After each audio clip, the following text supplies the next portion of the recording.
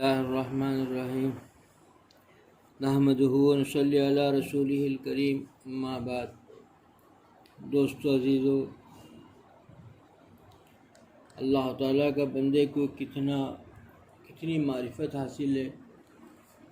اور بندہ اللہ سے کتنی محبت کرتا ہے، اللہ تعالیٰ کو کتنا چاہتا ہے، اللہ تعالیٰ کے کتنا اس کا لگاؤ ہے، یہ اس سے ہے کہ وہ اتنا ہی زیادہ، اس سے پتہ چلے گا کہ وہ اتنا ہی زیادہ اللہ تعالیٰ کے حضور ہمیشہ گڑ گڑاتا رہے گا، دعا میں لگا رہے گا، اللہ تعالیٰ سے ہر چیز مانگتا رہے گا، پریشانی میں ہو یا خوشی میں ہو، وہ ایک ہی کام سب سے زیادہ کرے گا کہ ہر وقت اللہ تعالیٰ کو پکارے گا، اللہ تعالیٰ کے ساتھ اور دعا میں، اور ہر وقت اسی مناجات میں خدا کے لگے ہوا ہوگا۔ ایک ایسی دولت کہ جس کو مل جائے کہ وہ دولت یہی ہے کہ اللہ تعالیٰ کی معرفت جتنی ہوگی، اللہ تعالیٰ کا بندہ بنتا جائے گا، اتنا ہی اللہ تعالیٰ کو پکارتا رہے گا، ہر لمحے، ہر وقت۔ اللہ تعالیٰ نے خوشیوں میں رکھا ہے تو بھی اللہ کو پکارے گا، اللہ تعالیٰ سے مناجات کرے گا، شکر بجا لائے گا۔ اللہ تعالیٰ کبھی کوئی آزمائشوں میں مبتلا کیا تو بھی اللہ تعالیٰ کو صبر کے ساتھ اللہ تعالیٰ کو پکارے گا، اور اس کے حاجات اور ضروریات اور پریشانیوں کا ذکر کرے گا۔ یعنی یہ چیزیں ایسی ہے کہ اللہ تعالیٰ کے یہ بندہ ہمیشہ نفع میں ہے، ہمیشہ اللہ ہی کو پکارے گا۔ یہی ایک دولت ہے جس کو مل گئی، بہت بڑی دولت ہے کہ آدمی اللہ تعالیٰ کا بن جائے اور اللہ تعالیٰ کو پکارتے ہے ہر چیز پر، ہر چیز، یعنی کوئی بھی چیز ایسی نہیں ہے جس میں جو ہے اللہ کو نہ پکارے، غم میں ہو کہ پریشانی میں ہو۔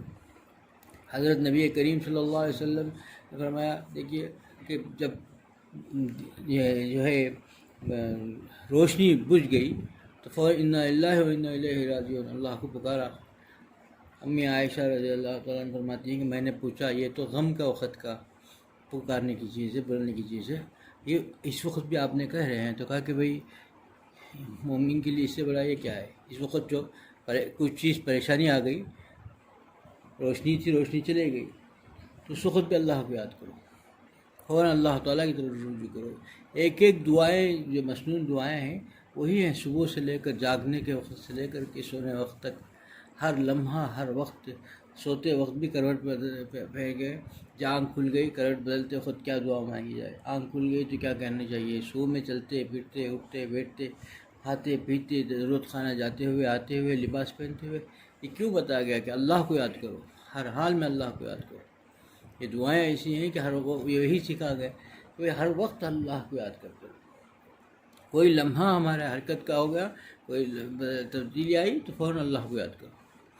یہ چیز یہی ایسی ہے، اس سے کیا ہے کہ جب بندہ اللہ تعالیٰ کو پکارتا ہے، ہمیشہ اللہ کو پکارتا ہے خوشی میں، اور ہمیشہ اللہ تعالیٰ کی حمد کرتا رہتا ہے، مناجات کرتا رہتا ہے، شکر بجا لاتا رہتا ہے، اللہ تعالیٰ کے حضور اس کی جو پکارتے رہتا ہے، تو فرشتے ان سے مانوس رہتے ہیں۔ جب وہ پریشانی کے وقت میں، مصیبت کے وقت میں، آفات کے وقت میں اللہ کو پکارتا ہے تو فرشتے کہتے ہیں، یا اللہ یہ تو وہ بندہ ہے جو ہمیشہ آپ کو پکارتے رہتا ہے، اس کی سن لیجئے۔ فرشتے سفارش کرتے ہیں۔ ایک آدمی ہے کہ بالکل اللہ سے بے نیاز، کبھی مانگتا ہی نہیں، کبھی مانگتا نہیں، خوشحالی میں بھول گیا، سب بھول گیا، بہت پریشانی آئی بھی تو اللہ کے حضور گر گراتا ہے، فرشتے ہی کہتے ہیں کہ یا اللہ یہ تو پہلی بار سن رہی ہے، آواز تو نیا ہے، کوئی اجنبی نیا آدمی ہے، کیوں پوچھ رہا ہے، مانوس ہے ہی نہیں،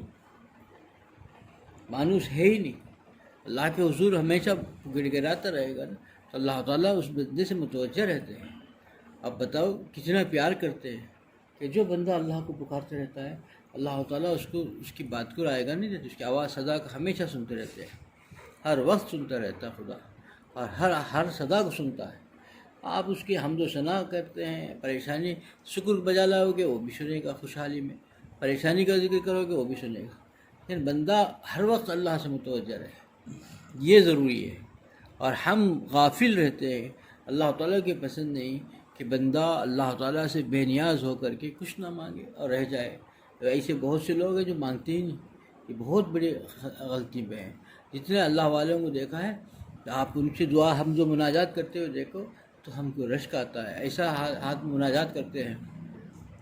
اس طریقے سے مناجات کرتے ہیں، ارے ہم کو تو اس کے لیے سیکھنا پڑے گا۔ اسی کے لیے فرمایا گیا ہے دیکھو اللہ تعالیٰ کے حضور جو ہے نا مانگنے میں سیکھنا چاہیے، خالی پڑھنا نہیں ہے یا ہاتھ اٹھا کے پڑھ دیا، پڑھنا نہیں ہے، مانگنے کو بھی سیکھو کہ خدا سے کیسا مانگا جاتا ہے، کس طریقے سے مانگا جاتا ہے، کس طرح سے لگا کر مانگا جاتا ہے، اور غافل بھی نہیں ہونی چاہیے، یقین بھی ہونی چاہیے۔ ایک آدمی ہے کہ بات کر رہا ہے اور وہ چہرہ کسی اور طرف پھینک رکھا ہے تو کتنی ناگواری گزرے گی۔ ایسا ہے ہم لوگ اللہ تعالیٰ سے مناجات تو کرتے ہیں، ہمارا دل غافل ہے، ہمارا دل غافل رہتا ہے، اللہ تعالیٰ کی طرف متوجہ ہی نہیں ہے، دل سے نہیں مانگتا انسان، دل کہیں اور رہتا ہے، دل اور کہیں کھویا ہوا ہے، اور انسان ہاتھ اٹھا کے مانگ رہا ہے، اور غافل انسان کی بات اللہ کے در پر کیسے سنے گا؟ وہ تو غیور ہے۔ اللہ تعالیٰ دیکھتا ہے کہ بھئی کتنا کیسا نالائق ہے، پریشانی میں ہے، اور ایسے وقت میں بھی مجھ سے مانگتے ہوئے بھی کہیں دماغ اور ہے اس کا، تدبیریں کر رہا ہے، ہاتھ سے مانگ رہا ہے خدا سے، اور خود اپنی تدبیریں کر رہا ہے۔ خدا سے مانگنی چاہیے، اللہ تعالیٰ کے حکم کے بغیر تو کچھ نہیں ہو سکتا، ساری چیزیں اللہ کے حکم سے ہوتی ہیں۔ تو یہ یقین ہے تو پھر سب سے پہلے کیا کرنی چاہیے تھی؟ اللہ کے حضور کی گرانا چاہیے تھا، لیکن یہ خود دعا مانگتے وقت بھی تدبیریں سوچتا رہتا ہے، اب میں یہ کروں گا تو وہ ہو جائے گا، ایسا کرنے سے وہ پیسوں کی سہولت ہو جائے گی، یہ کریں گے تو اس میں سے پیسے آ جائیں گے۔ پیسہ خدا سے کہاں مانگ رہا ہے، پھر مانگ بھی رہا ہے کہ اللہ تعالیٰ عطا فرما دیجیے، تو یہ دھوکہ دے رہا ہے کہ مانگنے خود اللہ سے یقین کے ساتھ مانگتا ہے کہ خدا ذات تو ہے، دے سکتا ہے، تو ہی مجھ کو دے سکتا ہے، تو جواب کوئی دینے والا نہیں ہے، تیرا ہی ایک در ہے، کیونکہ اللہ کے در کو جس نے مضبوطی سے پکڑ لیا وہ دنیا سے بے نیاز ہو گیا، کیونکہ اللہ اس کا ہو گیا، اور جو اللہ کے در کو چھوڑ دیا وہ در در کی ٹھوکر کھائے گا، کچھ نہیں ملے گا، در در کی ٹھوکر کھاتا ہی رہے گا، پریشان ہی رہے گا۔ یہی ایک در ہے دوستو ہمارے، ہم اس در کو چھوڑ کر کے بھٹکتے رہ جائیں گے، بھکاری جیسے بھٹکتے رہ جائیں گے، کچھ نہیں ملے گا۔ دیکھیے ایک ہی در، اس در کو مضبوطی سے جتنا پکڑے گا بندہ، اللہ تعالیٰ اس کو دونوں جہاں کی خوشیوں بھری نعمت سے مالا مال کر دیں گے۔ یہ ایک ایسا اللہ کو راضی کرنے کے لیے ایک ایسا در ہے، لیکن ہمیشہ اس کی اطاعت پہ لگے رہے اللہ تعالیٰ۔ اسی لیے صبح سے شام تک کی جو دعائیں سکھائی گئی ہیں، اس کی ایک ایک دعا بھی اتنی قیمتی ہے کہ اس کو اگر ہم لازم پکڑ لیں گے، ہم اٹھتے بیٹھتے تو اللہ کی یاد خود بخود اس میں اللہ کے ذکر میں ہو گئے، اللہ تعالیٰ کی مناجات ہو گئی اس میں۔ تو یہ دعائیں سکھائی گئی ہیں، اس کو ہم اپنا ہر کام کے لیے پہلے دعا سیکھ لیں کہ کپڑے پہنتے ہوئے کیا کرنا چاہیے، ضرورت خانہ جاتے ہوئے، آتے ہوئے، سوتے ہوئے، کروٹ بدلتے ہوئے کس طریقے سے رہنا چاہیے، کیا پڑھنا چاہیے، اللہ تعالیٰ کے حضور کس طریقے سے کرنا چاہیے۔ یہ اصل ہے دوستو،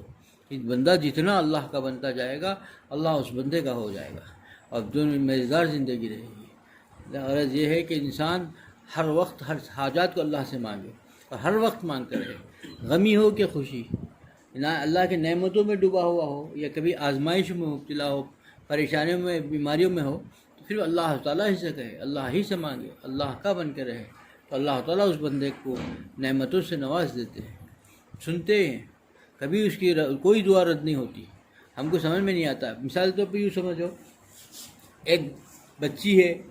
بچی پیدا ہو گئی، ایک سال کی بچی ہے، کسی نے ان کے بڑے نے پیار نے بہت قیمتی زیور اس کو لا کے دے دیا، تو ماں اٹھا کے رکھ لیتی ہے کہ اٹھا کے رکھ لیتی ہے، اب اس کو دے گی تو کہاں پھینک دے گی، اس زیور کو اٹھا کے رکھ لیتی ہے، اس کے پاس نہیں دیتی، جب وہ 18-20 سال کی ہو جاتی ہے تب اٹھا کے دیتی ہے، اب تو اس کے حوالے کرتی ہے۔ وہ زیور جو اس وقت لیا گیا تھا، سمجھو کہ اگر وہ اس کو وقت 50,000 کا زیور لیا گیا تھا تو 18-19-20 سال کے بعد وہ زیور کتنے لاکھ کا ہوگا، جب 18 سال کے، تو وہ قیمتی ہو گیا۔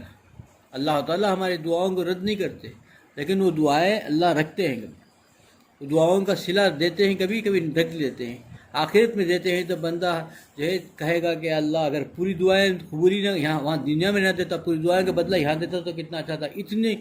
قیمتی چیز اس دعا کے بدلے مل رہی ہے، اتنی قیمتی نیکی ہم کو یہاں مل رہی ہے، اتنا بڑا سرمایہ ہم کو مل رہا ہے، یہ معلوم ہوتا تو پھر وہاں میری پوری دعائیں دنیا میں نہ دیتا، پوری دعاؤں کا بدلہ جنت میں دے دیتا تو کتنا اچھا تھا۔ یہ حسرت کرے گا کہ دعا رد نہیں ہوتی، ہر دعا اللہ تعالیٰ رکھ لیتے، کچھ دیتے ہیں کچھ رکھتے ہیں، مصلحت جانتے ہیں۔ اور دعا بھی دیکھو کہ کوئی کہے بھائی گولی سے انسان، گولی جو ایسا ہے جو جائے تو برابر لگتا ہے، لگ جاتا ہے تو آدمی جو ہے آدمی ختم ہو جاتا ہے، کہے گولی سے آدمی ختم ہو جاتا ہے، اور اب وہ کوئی گولی اٹھا کر کے ایک بلی پہ پھینک دے، مرے گی بلی؟ نہیں مرے گی. بلی پھینک دے کچھ نہیں، بلی نہیں مری تو انسان کیا مرے گا یار، بلی نہیں مری پھینکنے سے. لیکن پہلے سمجھنا چاہیے کہ گولی ایسا نہیں، گولی کو پستول میں ہونی چاہیے، پستول چلانے کا طریقہ ہونا چاہیے، اور درمیان میں کچھ نہیں ہونا چاہیے، درمیان میں بیچ میں حائل کچھ نہیں ہونا چاہیے. نشانہ جس کو دیا جا رہا ہے اس کے درمیان میں کوئی چیز نہیں ہونی چاہیے، تب جا کر کے نشانے پہ لگے گی، نشانے پہ پہنچے گی گولی. یہ ہے طریقہ. اسی طریقے سے دعا جو ہے، کوئی دعا رد نہیں ہوتی، لیکن دعا طریقے سے ہونی چاہیے، آداب کے اندر ہونی چاہیے، آداب کی رعایت کے ساتھ ہونی چاہیے. اور سب سے بڑھ کر دعا جب بھیجی جاتی ہے خدا کی طرف، اور خدا اس کے درمیان میں گناہ آڑ نہ آنا چاہیے. اگر گناہ آڑ آ گیا تو پھر وہ کچھ فائدہ نہیں ہے. جیسا کوئی چیز آڑ آ گئی تو پسٹل کی گولی کہاں لگے گی؟ نہیں لگے گی. اسی طریقے سے گناہ اگر آگے آ گیا تو پھر یہ درمیان کا جو ہے اللہ تعالیٰ کے تک پہنچنے کا واسطہ اس نے خود رد کر دیا. اس نے خود ایسا کر دیا کہ ادھر سے دعا بھی کر لیا، ادھر سے گناہ ایسا کر رہا ہے جس کی وجہ سے وہ دعا وہاں تک نہیں پہنچ رہی ہے. تو پھر ہم ہی مجرم ہیں، ہم ہی غلطی پہ ہیں. پھر کیسے ہماری دعا قبول ہوں گی؟ کیسے اللہ تعالیٰ کی محبت ہم کو ملے گی؟ اللہ تعالیٰ کے تعلق ہم کو ملے گا؟ ہماری مدد کیسے ہوگی؟